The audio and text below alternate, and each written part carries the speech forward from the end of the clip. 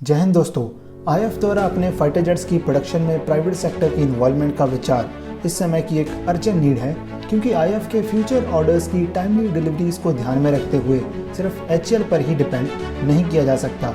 Private sector की involvement से न सिर्फ देश की डिफेंस कैपेबिलिटीज मजबूत होंगी, बल्कि एचएएल के साथ पैरेलली एक और एक्सपर्टाइज भी बिल्ड होगी। पर प्राइवेट कंपनीज के लिए तेजस मार्क 1A, मार्क 2 या एमका जैसे एयरक्राफ्ट्स की प्रोडक्शन को वायबल बनाने के लिए ये एफर्ट इंडियन एयरफोर्स की डिमांड्स तक ही सीमित नहीं रह सकता। एक्सपर्ट्स का मानना है कि प्रॉफिटेबिलिटी और इन्वेस्टमेंट की रिकवरी के लिए इन एयरक्राफ्ट्स का एक्सपोर्ट भी ज़रूरी होगा, जिसके लिए एक फुली लोकलाइज्ड सप्लाई चेन की ज़रूरत होगी, ताकि ग्लोबल मार्केट में कॉम्पिटिटिवनेस बनी रहे और प्रोडक्शन कॉस्ट भी कंट्रोल में रहे। जहां हिंदुस्तान एरोनॉटिक्स लिमिटेड जैसी स्टेट ऑन्ड कंपनीज में बजटरी और इन्वेस्टमेंट इश्यूज काफ़ी कम होते हैं, तो वहीं दूसरी और private sector firms stricter financial controls के अंडर वर्क करती हैं। फाइटर जेट प्रोडक्शन लाइन के सेटअप के लिए एक लार्ज स्केल कैपिटल एक्सपेंडिचर की रिक्वायरमेंट होती है, जिसमें इंफ्रास्ट्रक्चर, टूलिंग और R&D में इन्वेस्टमेंट्स जिसकी एस्टिमेटेड कॉस्ट $1 से $2 बिलियन तक हो सकती है, और साथ ही स्किल लेवल, टेस्टिंग और सर्टिफिकेशन जैसी कई तरह की ऑनगोइंग कॉस्ट्स। आईएफ के करंट फाइटर प्रोग्राम्स को देखें तो हर प्रोग्राम में 100 से 300 एयरक्राफ्ट्स की ही रिक्वायरमेंट है, जैसे कि 180 तेजस मार्क 1A, 120 से 150 मार्क 2 और 150 से 200 5th जनरेशन एमका। लेकिन इकोनॉमीज ऑफ स्केल के पॉइंट ऑफ व्यू से ये रिक्वायरमेंट बहुत कम है, और अगर लार्ज स्केल पर प्रोडक्शन नहीं होती तो पर यूनिट कॉस्ट हमेशा ही हाई रहती है। For example Tejas mark 1A की कॉस्ट 45 से $50 मिलियन के बीच है, और इसका मेन रीज़न यही है कि इसकी प्रोडक्शन सिर्फ आईएफ की रिक्वायरमेंट्स तक ही सीमित है। इन्वेस्टमेंट कॉस्ट को ऑफसेट करने और प्रॉफिट्स जनरेट करने के लिए प्राइवेट कंपनीज को एक्सपोर्ट मार्केट में उतरना होगा, पर एक्सपोर्टेबिलिटी दो मेन क्रिटिकल फैक्टर्स पर डिपेंड करती है।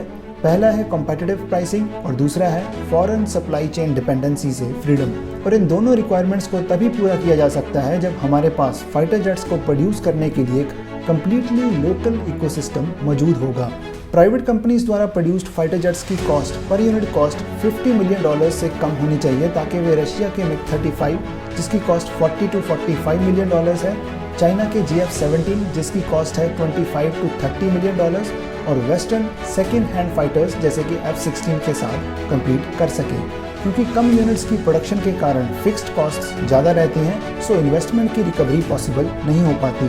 फॉर एग्जाम्पल, यदि आईएफ के लिए 200 तेजस मार्क 2 प्रोड्यूस किए जाएं तो पर एयरक्राफ्ट कॉस्ट $50 मिलियन हो सकती है, लेकिन अगर 400 यूनिट्स प्रोड्यूस की जाएं तो इससे पर यूनिट कॉस्ट कम होकर $35 to $40 मिलियन पर आ सकती है।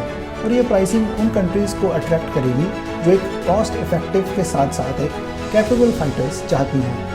एक्सपोर्ट से प्रॉफिटेबिलिटी बढ़ेगी, जिससे R&D और सेटअप कॉस्ट को रिकवर करने में मदद मिलेगी।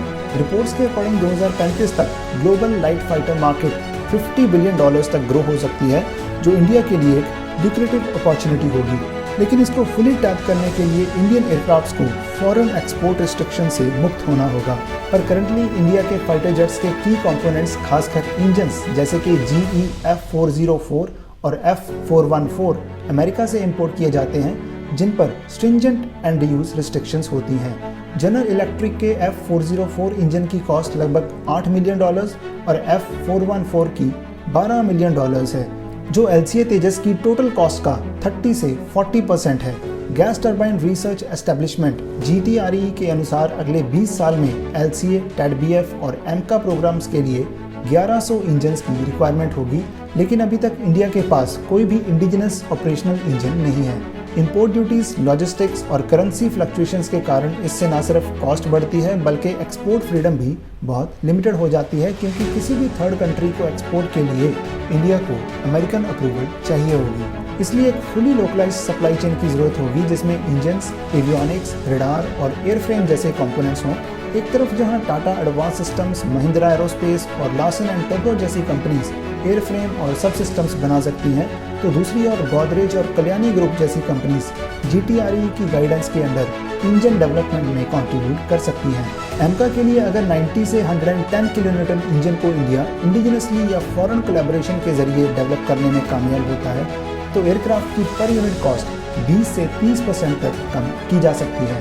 अगर एक्सपोर्ट्स नहीं किए जाते तो लॉन्ग रन में प्राइवेट प्रोडक्शन लाइंस को रन करना बहुत मुश्किल होगा, फॉर एग्जाम्पल, अगर कोई प्राइवेट कंपनी IF के लिए 200 तेजस मार्क II की प्रोडक्शन में $1.5 बिलियन इन्वेस्ट करती है, तो पर एयरक्राफ्ट की फिक्स्ड कॉस्ट $7.5 मिलियन होगी और वेरिएबल कॉस्ट के बाद per unit cost $50 million cross कर सकती है, जो बाकी कॉम्पिटिटिव फाइटर्स की कॉस्ट से ज़्यादा होगी और एक्सपोर्ट के लिए अनकॉम्पिटिटिव बनाएगी। दूसरी ओर, अगर प्रोडक्शन को 400 यूनिट्स तक बढ़ाया जाए तो पर एयरक्राफ्ट की फिक्स्ड कॉस्ट कम होकर $3.75 मिलियन हो जाएगी, जिससे टोटल कॉस्ट 35 से 40 मिलियन पर आ सकती है, जो IF और एक्सपोर्ट दोनों के लिए अट्रैक्टिव होगी।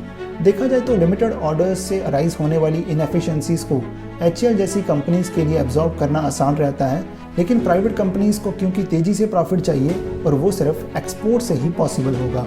100% इंडिजिनस फाइटर जेट डेवलप करने के लिए एक बड़े एफर्ट की ज़रूरत है, जिसमें 110 किलोन्यूटन इंजन की डेवलपमेंट सबसे क्रूशियल होगी।